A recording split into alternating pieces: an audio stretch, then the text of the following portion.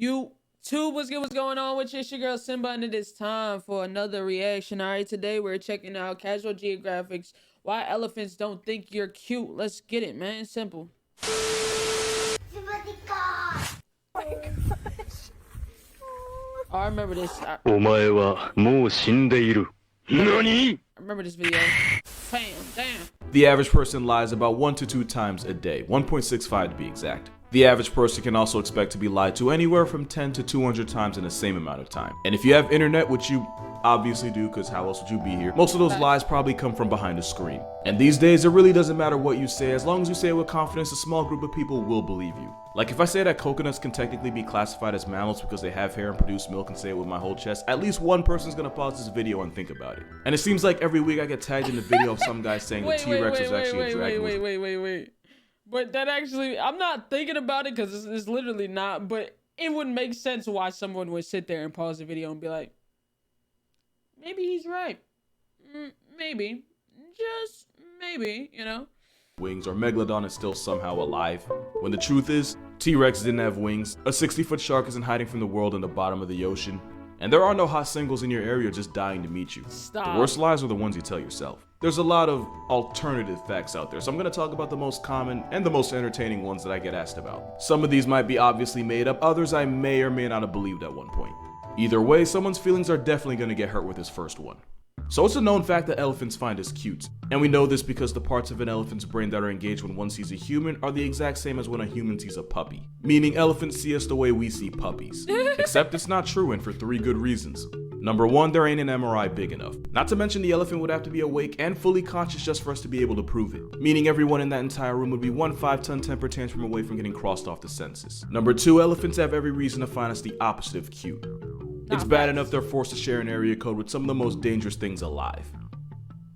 But add the fact that humans put an estimated 55 elephants on a shirt, not every week, but every 24 hours. Bro, what's good with? Nah, I ain't gonna lie. It's like just like literally like genuine question. What's good with us, bro? Like it's like we determined to kill off everything. Like what the whatever. Elephants finding us cute would be like if people found Ted Bundy cute. And that would just be ridiculous.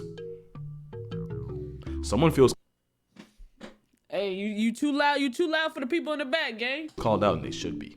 And number 3, and when I tried to figure out where this fact even started, it turns out it came from a Twitter post back in 2017. And it also turned out that she got that fact from Tumblr, and disclaimer, it's not going to be the only fact we get from there.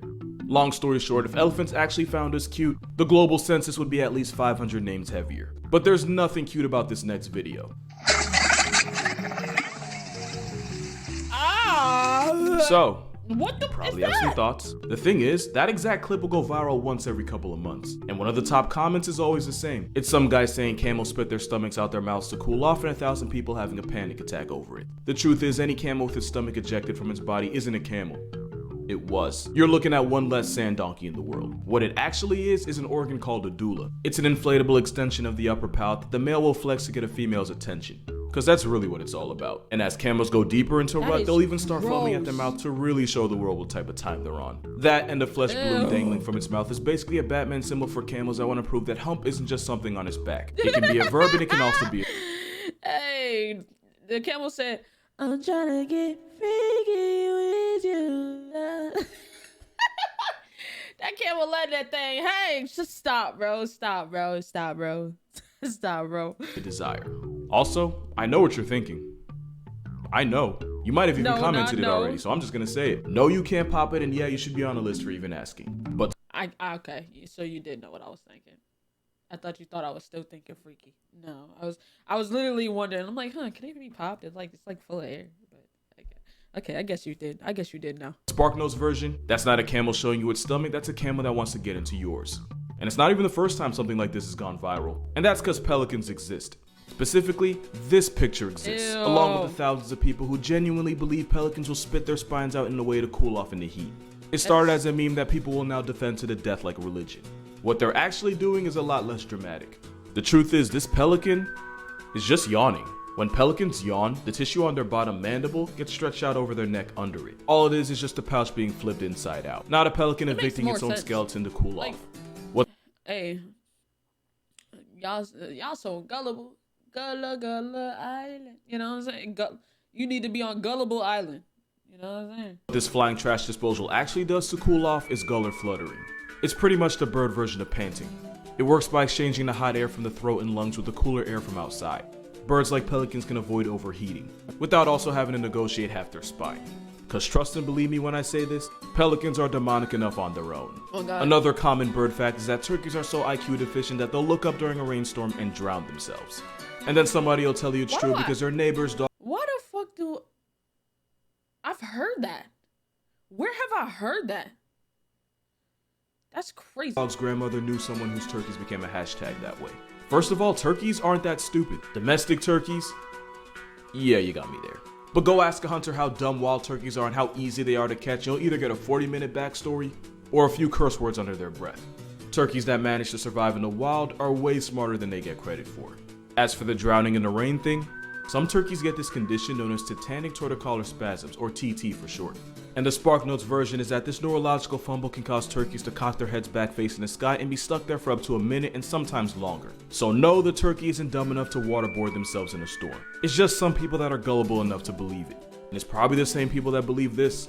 Apparently, otters will show their babies to predators in order to make them feel compassion. Now, I'm not gonna judge anyone who believes this, but I'm I've seen this picture circle around when people be like, otters show their babies something, but I never seen it was about any like predators or anything like that. Real blunt. There are a lot of threats to a sea otter's way of life. Two of them include the headliner for Jaws and a freed Willy. And trying to get sympathy from the same Oreo that regularly sends seals into orbit and stingrays to the shadow realm is basically ringing death's doorbell. Now you might argue it wasn't a sea otter in the picture, it's a river otter. Fair enough. Imagine an otter trying to guilt trip a prehistoric snare trap with its child. Like, the outcome would be two less otters and one well-fed gator.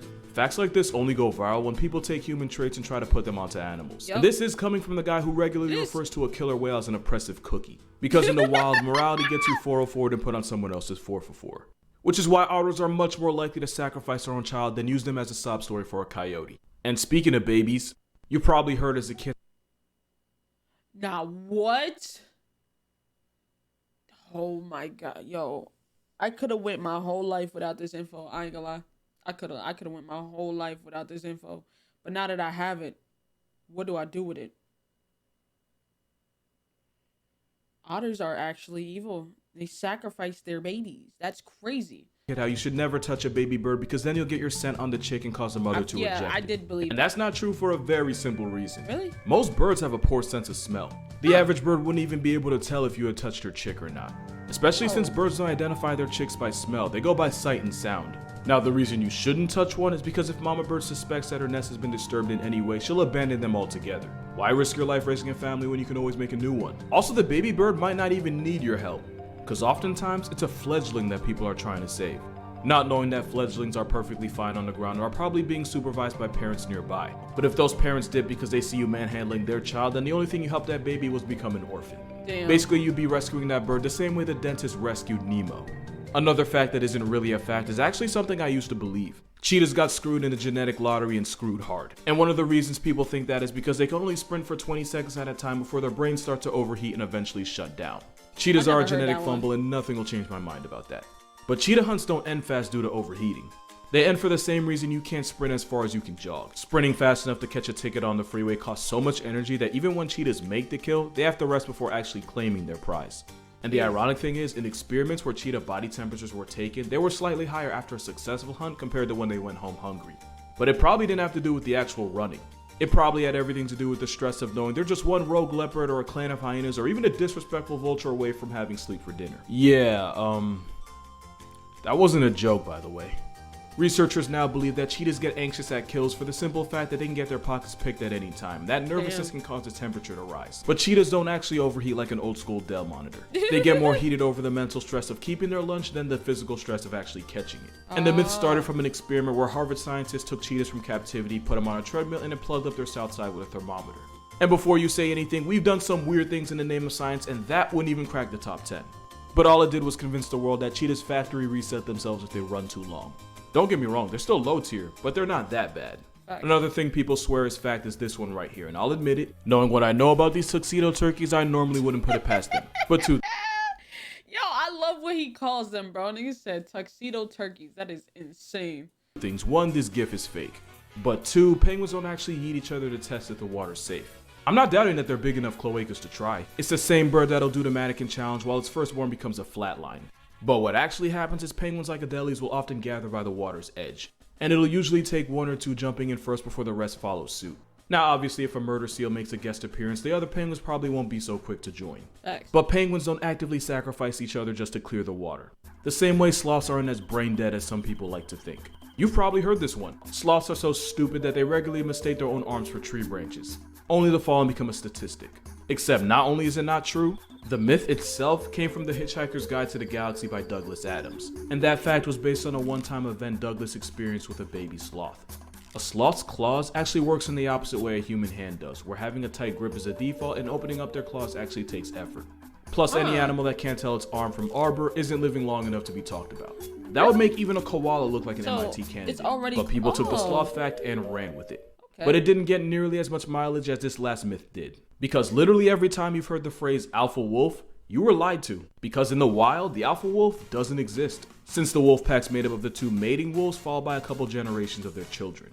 Saying alpha wolf implies that the leading wolves got there by flexing on all the other wolves in the pack, when really the leading wolves are just the ones that boned. And unless your father got there by throwing hands with everyone under your roof, which I hope for your sake never happened, and unless you're some kind of weirdo, you wouldn't call your father the alpha.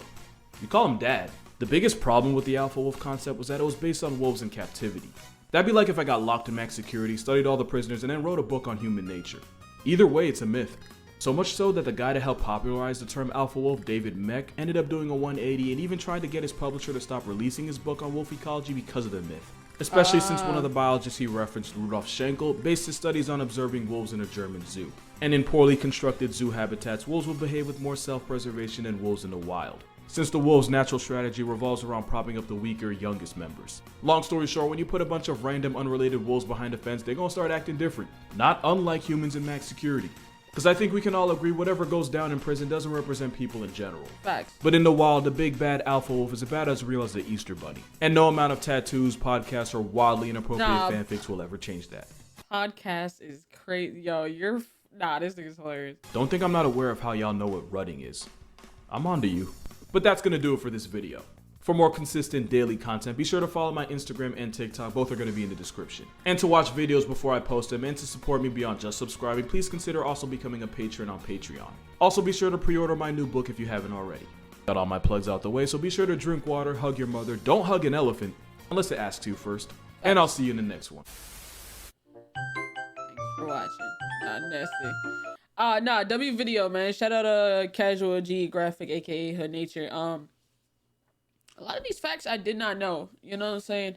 Some of the things he listed I have heard before, but it's good to know that it's not true. So you know what I'm saying? You learn something new every day. If you guys enjoyed, make sure you guys are liking the video, subscribing, notifications, things like that. I'm up out of here. Y'all have a good one, man. Peace.